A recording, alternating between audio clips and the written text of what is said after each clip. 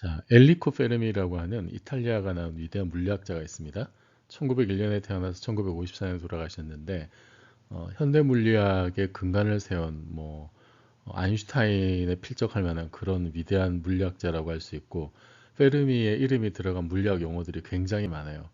다음에 기회가 되면 엘리코 페르미의 생애에 대해서 좀 더 자세하게 알려드릴 텐데, 그런데 페르미가 정말로 잘했던 게 어떤 게 있냐면은 페르미 추정법이라는 게 있습니다. 어떤 현상의 본질을 파악해서 합리적인 추론을 하면은, 그러면은 그 현상과 관련된 어떤 차수 추정을 정확하게 할 수 있는 그런 계산법을 엘리코 페르미의 이름을 따서 페르미 추정법이라고 하는데, 그런 어떤 추론과 계산에 굉장히 능했던 사람이 페르미입니다. 당대 뛰어난 과학자들도 못 따라갈 정도로.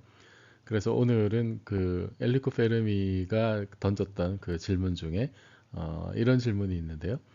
인구 300만의 시카고의 피아노 조율사는 몇 명인가? 이게 페르미 계산법의 이제 가장 대표적인 예시입니다.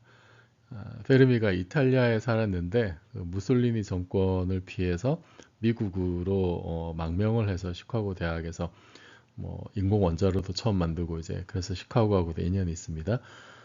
그때 시카고 인구가 300만이었는데 그 도시의 피아노 조율사는 몇 명인가? 이것을 페르미 추정법으로 한번 알아보자는 거죠. 인구 300만 도시의 피아노 조율사가 몇 명이냐? 이거는 여러분이 언론에서 한번 들었을 법한 취업한다고 면접 보러 갔는데 면접관이 물어보는 생뚱맞은 질문, 주유소가 몇 개냐, 이런 것과 비슷한 질문이죠. 사실 그냥 처음 이런 질문을 들으면 어떻게 이 문제를 해결해야 될지 상당히 막연할 수밖에 없습니다. 그런 때일수록 전체적인 전략을 일단 잘 세워야 돼요. 큰 틀에서 전략을 세우면 그러면은 해결의 실마리가 보입니다. 자, 이 문제의 경우에 전체적인 전략을 이렇게 한번 세워봅시다. 크게 수요와 공급으로 둘로 나눠 생각을 해보면 돼요. 먼저 시카고에서 한 해 피아노 조율사의 수요 대수, 한 해 기준으로 수요 대수를 한번 추정을 해봅니다. 이것이 이제 수요에 해당하는 거고, 자, 2번이 그러면은 이제 공급이죠, 공급. 어, 조율사 한 명이 한 해에 조율할 수 있는 피아노 대수, 요건 이제 공급에 해당하는 겁니다. 이 수요와 공급이 적절하게 만나겠죠. 그래서 2번은 이제 한 명이 조율할 수 있는 피아노 대수고, 1번은 전체 수요니까 두 개를 나누기 하면 1 나누기 2를 하면은, 그러면 조율사가 대충 몇 명 필요하다. 그럼 이게 대충 수요 공급이 일치할 테니까 몇 명의 조율사가 활동하고 있다. 이런 결과가 나오겠죠.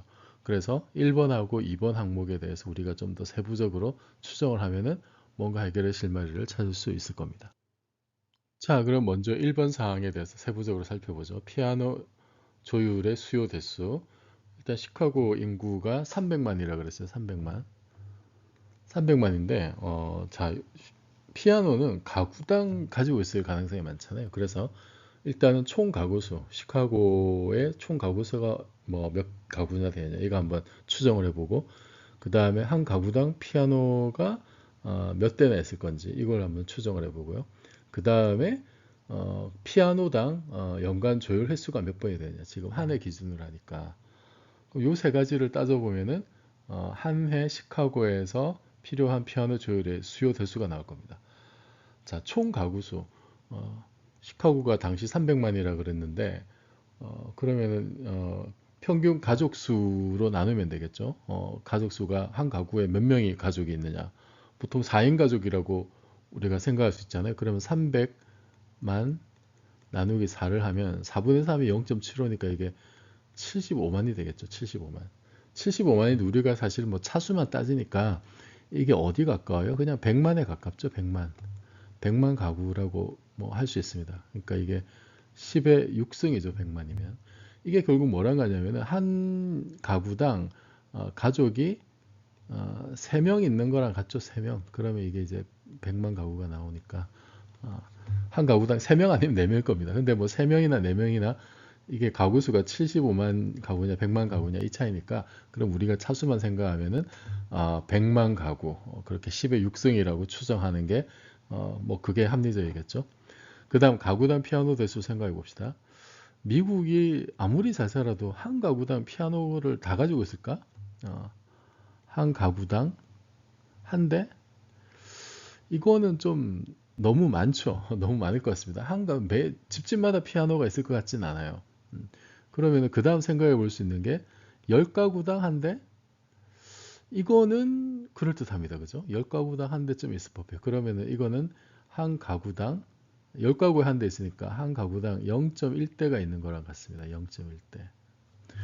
이거보다 조금 더 저 범위를 넓히는 이제 100가구당 한 대가 있을 가능성도 있겠죠. 100가구당 한 대. 근데 이거는 너무 드문 경우죠. 너무 드뭅니다. 이거는 이제 한 가구당 0.01대가 있는 경우인데 100가구당 한 대는 너무 적어요. 그래서 대략 10가구당 한 대 있을 거라서 한 가구당 0.1대 피아노가 있다. 이렇게 이제 우리가 추정을 해볼 수가 있습니다. 그 다음 연간 조율 횟수. 1년에 피아노를 몇 번 조율할까? 자, 이것도 이제 대략적인 차수 추정해 보면은 어, 하루 매일마다 피아노 조율을 하지는 않겠죠. 그 다음에 생각해 볼 수 있는 게 일주일입니다. 일주일. 일주일마다 피아노를 조율한다. 이것도 뭔가 좀 아닙니다. 저도 피아노는 뭐 쳐본 적이 없어서 잘 모릅니다만 일주일에 한 번 너무 자주 해요. 그렇다면 한 달에 한 번? 한 달에 한 번 피아노 조율하는 것도 이것도 너무 자주 하는 거죠. 어, 뭐 아무리 자주 해도 몇 달에 한 번 할 것 같습니다. 그죠? 피아노를 그렇게 한 달에 한 번씩 조율하면은 어떻게 피아노를 제대로 잘 칠 것 같지 않아요. 그래서 그 다음 생각해 볼 수 있는 게 1년에 한 번입니다. 1년에 한 번. 어, 1년에 한 번은 그럴듯하죠. 뭐 좀 게으른 사람은 1년에 한 번 할 수도 있고 아니면 뭐 2년에 한 번 할 수도 있는데 뭐 좀 아니면 부지런한 사람은 뭐 6개월이나 10개월에 한 번 할 수도 있지만 대략 1년에 가까울 거예요. 한 달보다는 1년에 가까울 거라는 얘기입니다. 정확하게 1년이라는 의미가 아니고 우리가 차수 추정을 이제 그렇게 하는 거죠. 그러면은 여기 있는 거 다 곱하면 자, 총 가구 수가 100만이 있고 가구당 0.1대가 있고 그러면은 전체 가구를 딱 곱하면은 지금 피아노가 몇 대 있다는 거예요. 10만 대, 10의 5승대가 있다는 거죠. 10의 5승대가 있는데 1년에 한 번, 1년에 1회 피아노 조율을 한다 그러면은 연간 피아노 조율을 해야 되는 수요 대수는 10의 5승, 10만 대가 됩니다. 그래서 일단 수요는 1년에 피아노 조율의 수요가 10만 대 정도 된다.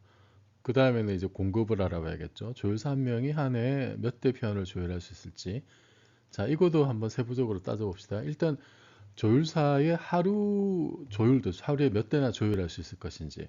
그 다음에 이 조율사가 연간 노동 시간, 뭐 시간으로서 치면 이건 이제 노동 일수겠죠. 뭐 하루 단위로 이제 따지는 거니까. 그러면은 이제 조율사 연간 조율 대수가 나올 겁니다. 위에 거 두 개를 곱하면은 연간 조율 대수가 나오겠죠. 자, 일단 조율사가 하루에 몇 대를 조율할 수 있을까? 우선 조율사가 일하는 게 아침 뭐 9시부터 6시까지 점심시간 1시간 빼고 그러면은 8시간이죠.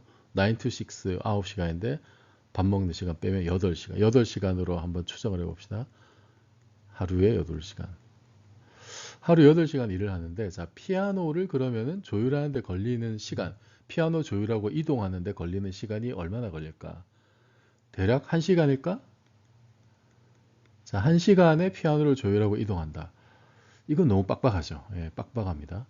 그 다음 생각해 볼 수 있는 게 2시간이죠. 그죠? 2시간. 2시간 동안 피아노 한 대를 조율하고 이동한다. 이거는 그럴듯합니다. 3시간일까? 3시간이면 3시간 넉넉하게 3시간일 것 같은데 이건 좀 길죠. 뭔가 한 대 조율하고 이동하는데 3시간까지 걸리진 않을 것 같아요. 그래서 아마도 이 1시간, 2시간, 3시간 중에는 2시간이 가장 그럴듯해 보입니다. 그러면은 피아노 한 대 조율하고 이동하는데 걸리는 시간이 2시간이면은 그러면은 총 하루에 8시간 일한다고 했으니까 하루 조율 대수는 대략 4대가 되겠죠. 4대. 만약에 3시간이면 그러면은 3분의 8이니까 석 대가 좀 안 됩니다. 2점 몇 대가 되죠. 그거 하루 2대보단 좀 많이 할 것 같아요. 그죠? 그래서 좀 부지런한 조율사라고 생각을 하고 그럼 하루 넉 대 정도는 이제 할 수 있을 것 같습니다. 그다음 이 조율사가 그러면은 1년에 며칠을 일하느냐? 일주일 7일인데 뭐 주말 빼면 그러면 주 5일 일하겠죠. 주 5일.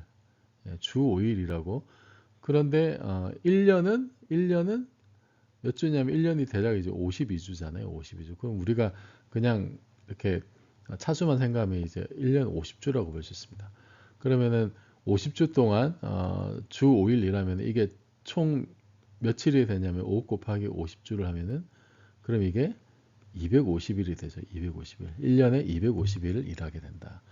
자, 그러면 1년에 250일 일하는데 하루 일하는 동안 4대를 조율할 수 있으니까 그러면 조율사 연간 조율대수는 4 곱하기 250 하면 되죠. 하루 조율대수 곱하기 노동일수. 그러면은 이게 1000대가 나옵니다. 1000대. 자, 그럼 계산 다 했어요. 수요가 10만 대, 그리고 공급이 1000대 1년에. 그러면은 조율사가 몇 명 필요하냐? 1 나누기 1을 하면 되죠. 10만 나누기 1000 하면은 100이 나옵니다. 100, 100명. 대략. 이건 지금 오더만 따지는 차수. 10명은 아니고 1000명도 아니고 한 100명 정도. 실제로 페르미가 살았던 시절에 시카고에서 피아노 줄세가 뭐 100명에서 200명 사이인가 뭐 그랬다고 해요. 굉장히 이거는 정확한 수치입니다. 그런데 우리가 지금 그냥 수요와 공급을 합리적인 어떤 상식에 입각해서 추론을 해서 이 숫자를 얻을 수 있다는 거잖아요. 간단하게 뭐 복잡한 수학이 들어간 거 아니죠. 이런 것이 페르미 추정법입니다.